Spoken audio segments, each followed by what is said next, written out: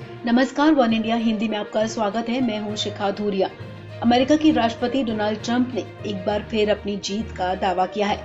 America के राष्ट्रपति चुनाव में डेमोक्रेटिक पार्टी के जो बाइडेन को 306 इलेक्टोरल वोट मिले, जबकि ट्रंप 232 पर ही सिमट गए।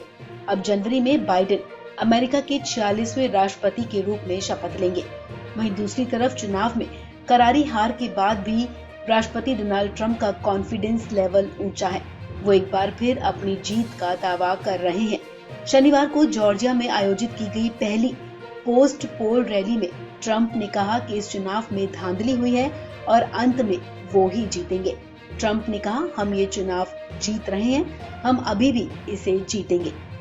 जो बाइडेन की जीत पर ट्रंप ने फिर कहा कि ये एक धांधली है, ये एक फिक्स्ड डील है।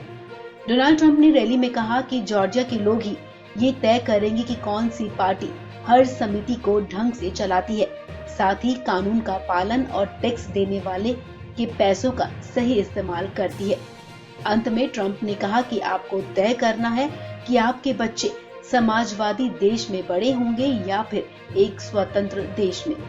इससे पहले डोनाल्ड ट्रंप ने कहा था कि अगर चुनाव नतीजे सटीक निकलते हैं तो वो हार स्वीकार करने के लिए तैयार हैं। हालांकि उन्होंने एक बार फिर राष्ट्रपति चुनाव की मतगणना में बड़े पैमाने पर धांधली होने और चुनावी कदाचार होने के आरोप लगाए। ट्रंप ने इस हार को अस्वीकार करते हुए चुनाव नतीजों को कानूनी चुनौती दी थी। उन्होंने कहा कि वो बस यही चाहते हैं कि अमेरिका की जनता के साथ धोखा न हुआ हो। वहीं मीडिया रिपोर्ट्स के मुताबिक अब खबर ये है कि ट्रंप ने जॉर्जिया के गवर्नर ब्रायन केम्प से बातचीत की है, साथ ही अपनी जीत के लिए सदस्यों पर दबाव डालने को कहा है। न्यूज चैनल CNN ने सूत्रों के हवाले से बताया कि शनिवार को ट्रंप ने जॉर्जिया के गवर्नर से बात की है, साथ ही उनसे विशेष सत्र बुलाने को कहा है। ट्रंप के मुताबिक गवर्नर केम्प अपने लेजिस्लेटर्स को समझाएं कि वो जनता से उनका समर्थन करने की अपील करें। इसके साथ ही उन्होंने गवर्नर को अनुपस्थित बैलेट सिग्नेचर का ऑडिट कराने को भी कहा है। सूत्रों के मुताबिक गवर्नर ने बातचीत के दौरान ही साफ कर दिया कि उनके पास इस तरह के ऑडिट का अधिकार नहीं है। साथ ही उन्होंने विशेष सत्र बुलाने की मांग को भी खारिज कर दिया। वहीं जब अमेरिकी न्यूज चैनल्स ने व्हाइट हाउस से इस मामले में प्रतिक्रिया मांगी तो उन्होंने भी इस मामले में किसी भी तरह की टिप्पणी करने से इनकार कर दिया।